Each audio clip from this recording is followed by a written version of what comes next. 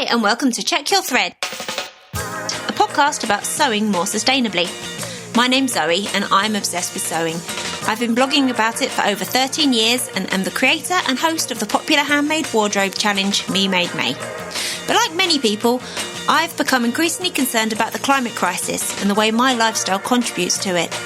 So in this podcast, I'll be nerding out about making clothes whilst exploring how to minimise the negative impact that it may have. I really hope you'll join me on this journey. Hello, lovely listeners. How's it going? So it's coming to the end of 2 weeks of school holiday. I've survived, just.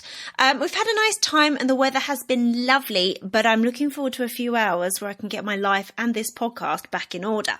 I've actually got a bunch of conversations lined up to record with really interesting people over the next few weeks. That includes a podcast swap, which I'm really excited about. So I'm going to be interviewed for a Smaller Life podcast this week, and then we'll swap and we'll record a conversation for this one at a slightly later date. That is going to be so fun. So how's your making been going? I've mainly been scrap busting this week. Stop me if I've already mentioned this one, but my daughter needed some new undies, so I've traced off a new style of kids' undie pattern from an edition of Ottober magazine. I've cut out a small stack of undies out of knit scraps, and I'm just going to whip up a pair whenever I'm in the mood and slowly replace all of her current undies, which are about 2 years old now. I've also been inspired to make another top for my awesome friend Harriet, who's an art therapist who lives in Spain. I got out all my scraps of viscose, tencel and Cupro and I put them into a few colour stories, and then I got her to choose her favourite. And then I've been piecing them together to make larger shapes. I'm using the rectangle top tutorial on the DIY Daisy blog to make them into a slinky wide sleeve top.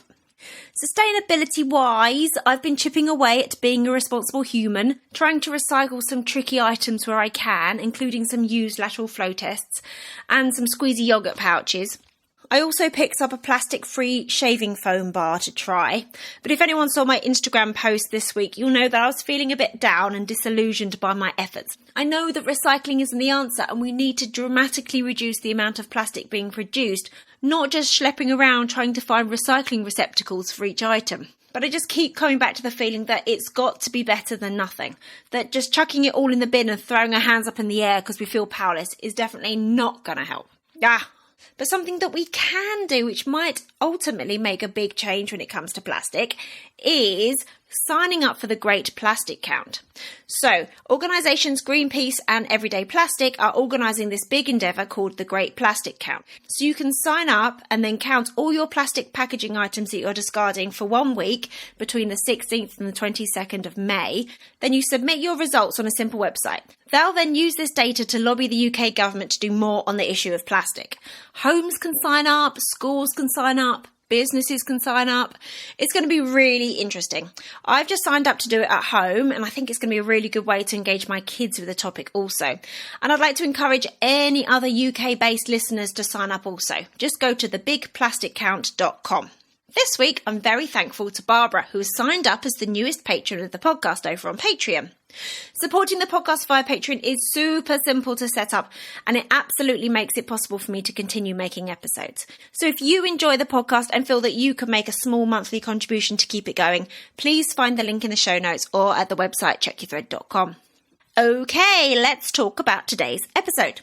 A couple of months ago, I had a fantastic chat with Mending legend Erin Lewis-Fitzgerald. She's written a book called Modern Mending, which I genuinely think is one of the absolute best books about mending clothes that there is in existence. We chatted for so long and it was all gold, so I've made it into 2 episodes for you to enjoy. This week's one is all about her incredibly interesting and unexpected background. Erin tells us how she went from a lengthy career in journalism to becoming an incredibly inspiring mending expert. She is proof that you don't need a fashion degree or a background in making to have a massive impact by sewing more sustainably. The second part of our conversation will drop next week, so let's crack on with this one. Enjoy!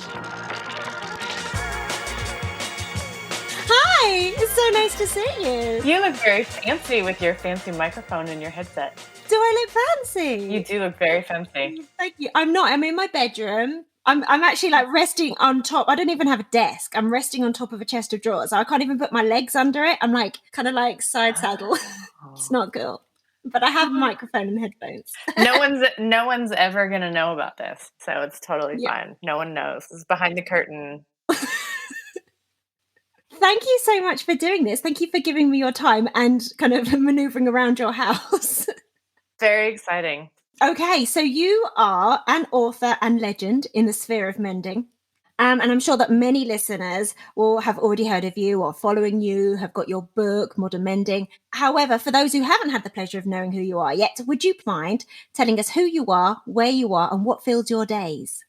Oh, that's a great question right now. I am Erin Lewis-Fitzgerald. I am best known as a clothes mending expert, I guess, whatever an expert is. That encompasses a lot of things. So, yes, I wrote a book on it. I teach mending workshops. Up until recently, I was taking private mending commissions. Also, run an online shop where I sell mending supplies. But I recently became a mum 6 months ago. So, what fills Congratulations. my days is very, very different to what I'm used to saying in Yeah. situations like this. So I'm like, let's see, chasing after a toddler and all that kind of stuff. So at the moment, technically, I'm kind of on maternity leave, but I'm running the online shop at night. Yes, and everything else is kind of on hold until then. So Cool. Awesome, thank you.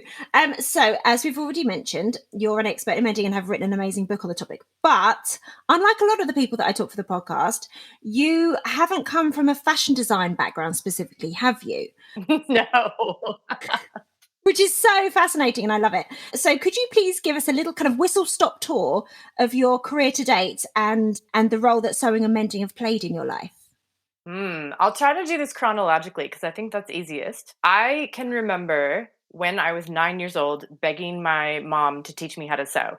Just to be clear, I say that I'm a mum and I have a mom because I am originally from California in the States, but I've been living in Australia for 20 years. So, but I remember really wanting to make my own clothes, kind of like an independence thing, just to do something really Oh, cool and to just be like, I want to do that. I want to make whatever I want. That idea opened up a lot of possibilities for me. So I started sewing when I was in junior high and high school. I sewed a lot of clothes. And my major thing that I did was sew clothes where the fabric that I chose was whatever fabric I wanted, but it was very often inappropriate for the choice of pattern. And my mom would try to talk me out of it. But she also knew, like, just let me learn the hard way. right. Oh, it must be so tough for her. Like, oh, I don't know. Yes, so I made like overalls out of rayon, and I made like a formal dress that was meant to be made out of satin, and I made it out of velvet because I was like, I want that dress in velvet, and I just didn't like, I didn't understand why I couldn't just have what I wanted, and I was just going to do it. I was so determined and stubborn. So, and I sewed quite a few of like my formal dresses and things like that. So, but then I stopped. Like when I graduated from high school, I pretty much stopped all clothes sewing for at least a decade. I can't even remember how long. It wasn't until I was in my late 30s that I started sewing my own clothes again. So it was something I knew how to do, but it wasn't something that I did for fun. It was more like practical, like if I had to make curtains or cushions or something like that.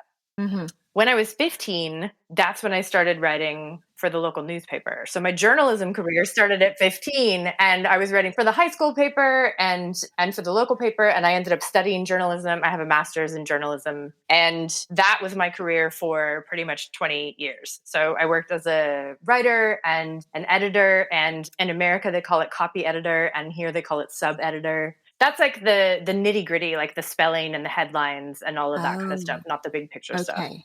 And I also worked as a photojournalist for a small amount of time. So that was my biggest passion, I think, was working as a photographer. And I loved all of those things.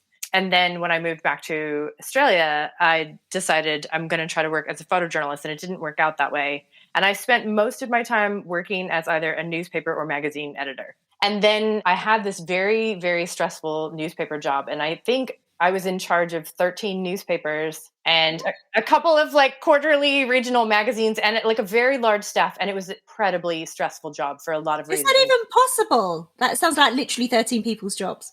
They were weekly newspapers, so it's different to like a major. Yeah, it was a lot. But that was a particularly stressful job. And I felt it in the core of my body is the best way I can describe it. I just knew, and I don't know how I knew, but I did. And then it was a couple of months later that I was diagnosed with breast cancer.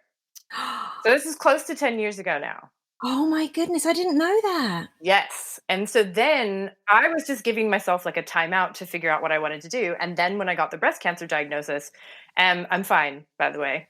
That really made me completely have no clue what I wanted to do with the rest of my life. And I spent the better part of a year crying a lot. Yeah. And there was a lot going on related to like the cancer and the treatment and all of that as well. Of course. But it wasn't just that. And I later found out that that is a very common thing that happens to especially women who've been diagnosed with breast cancer, who are young and who are fine, who their prognosis is really good. And you're like, holy cow, what am I supposed to do? So it's similar to like a midlife crisis or a quarter life crisis, or, you know, where you just, everything is just thrown in the air and you're like, what the heck am I supposed to do?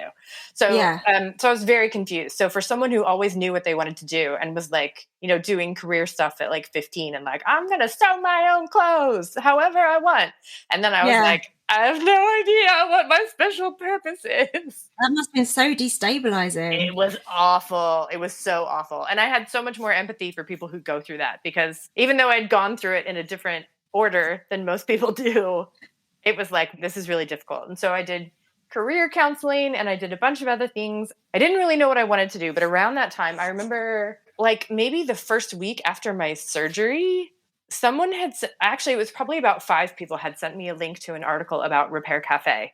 Right. Which had started in the Netherlands and then had just caught on in New York. And I think there was a New York Times article. And I had already been holding mending bees at my house. And people just loved them. And so I didn't even know I was into repairs, but other people knew I was into repairs. All these people like held up a mirror going, look, Erin, this is you. That's exactly it. And you know what's really funny too? Like when I went to my 20-year high school reunion and I looked in my old yearbooks and stuff, everyone was talking about how creative I was and I didn't know. And so when I read about Repair Cafe, I thought, that sounds amazing. I wonder if there's anything like that locally. And I found a group in Melbourne where I live that was doing something similar, and they were doing a different location each month. So like a farmer's market or, you know, just a different place. So they never had a regular place to work from, and and people didn't know that they were going to be there. So how would you know to bring your jeans? That's exactly right. So we ended up fixing each other's things. And that's when I found out I could fix broken zippers. And that's also when I discovered that I never want to fix broken zippers ever again.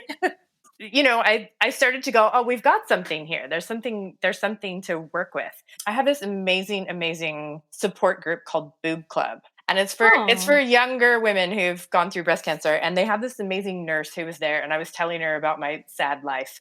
And she said, you know, this is a thing. It's not just you. Like there's a program for this. And I was like, what do you mean? And it was like goal setting for people in my situation who are like, what the heck is happening? Yes, really. And so, so I'm someone who loves to follow rules and I take things very seriously. And so I don't know that everyone in the program took it as seriously as me, but I was like, oh my God, they're making me do a thing. I have to do the homework. And part of it was that you had to do some kind of project or challenge. And so I took that seriously and was like, oh no, I have to do it. I have to do this thing. But also I was like, all these things that I want to do, they seem too big. They seem too scary.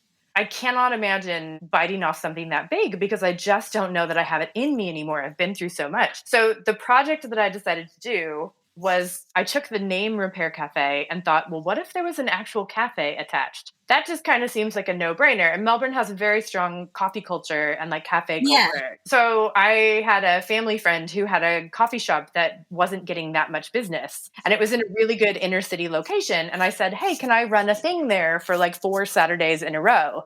And then I'll bring the marketing part because, you know, I can do that with my background, my journalism background, and we'll see what happens. Yeah, but it's like, what if we took this thing that was kind of an interesting idea, but actually gave it like a semi-permanent location and actually promoted it so people knew we were going to be there? That was the first time that I learned that too many people will come. It's kind of one of my little signature moves of like doing something and going, oh, let's just see what happens. And then too many people come and I go, oh my God, what was I thinking? Like, so you were too good at the marketing. A little bit, yeah. Yes and no. So part of it was being good at marketing, I guess, yes. But also that's when I started to discover that like there's something going on. There's something in the water. Not only did people want to know about repairs, but they were like super excited in a way that was very unexpected. Like I would laugh about it and go, whoa, even if we repaired something that didn't belong to everyone else who was at the event. They still wanted to watch. And I've since seen this at many other events, and I've also heard it and read about it from other people who've done similar things. And you actually had the women from Chicago on your podcast who were giving, yes, who were saying did you kind of listen to similar. that one? Yeah, I did. And I was like, oh, I know. Yeah, there were a lot of similarities there. So people get really excited about the idea of bringing something back to life. And it seems like such a magical skill. So, yeah, so that's when I started to realize people are really interested in this and they do want to learn. And that kind of started a kernel of something, in the back of my mind of going, this is really interesting. And then once I had done that, then I remember I was at a party with some friends and they were asking me like, oh, what do you do? And I'm like, I don't know. And they're like, oh, if money was no object, what would you do? And they would just burst into tears. Oh, because that didn't help. Like whether there's money or no money, I still don't friggin' know what I want to do. Like this is an existential crisis. This party sounds terrible. Yeah, and then somehow I had seen a video of this social enterprise in London called Bright Sparks, and they were repairing and reusing electrical appliances to keep them out of landfill. And I'd seen a video about it, and it gave me goosebumps. And I was somehow like talking about this at the party, not in a way like, oh yeah, I'm going to do that. I was just like, someone should do that. And then my friend Pen, she was at the party and she goes, there's a thing for that. And she told me about very similar to Sarah Solove from New Zealand, who was also on your podcast. She set up a social enterprise, didn't she? We did very similar business incubators. So I did one here in Melbourne that was just for social enterprise. And so I ended up starting Bright Sparks Australia. Amazing. Yes. And so that ran. And again, we had too many people. We could not deal with all the stuff that we got.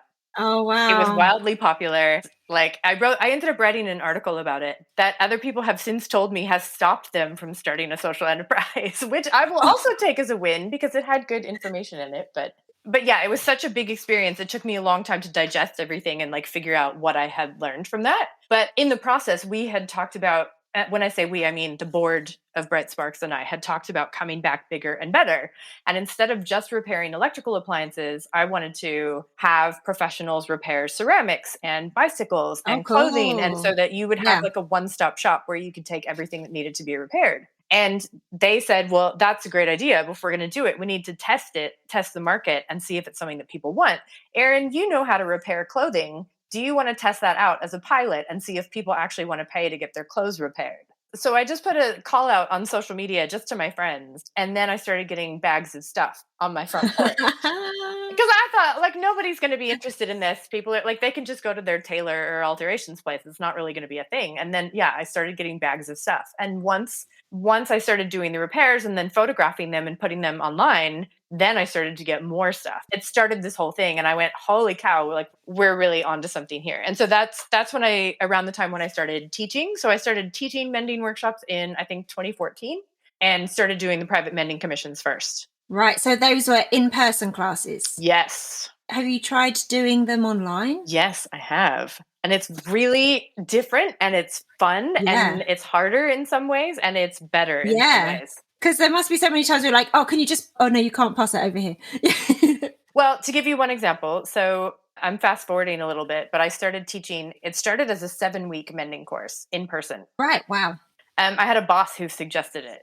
And I was like, oh, okay, I can do that. And the format for that course ended up becoming basically the format for my book as well.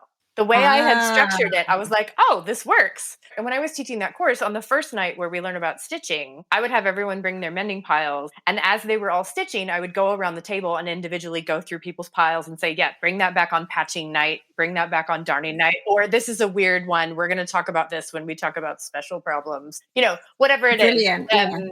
So I changed that for the online version and people had to photograph the stuff that needed mending. And then I would put them into a Trello board and I would show the photographs online and then I can actually draw on them with my computer because I have like a computer that has a stylus and a touch screen. So I could actually draw the mending solution online and everyone got to see it rather than just the person whose bag of stuff it is. That's so clever. So in some senses, the online version worked in a way better. Yes. Because it was a way to kind of communicate more clearly to everybody in the room. Yes. And in the before times, I also did this thing called Meet the Mender, where people would just queue up and they would just bring a thing and I would like diagnose it for them. And I had this little fake prescription pad that I made.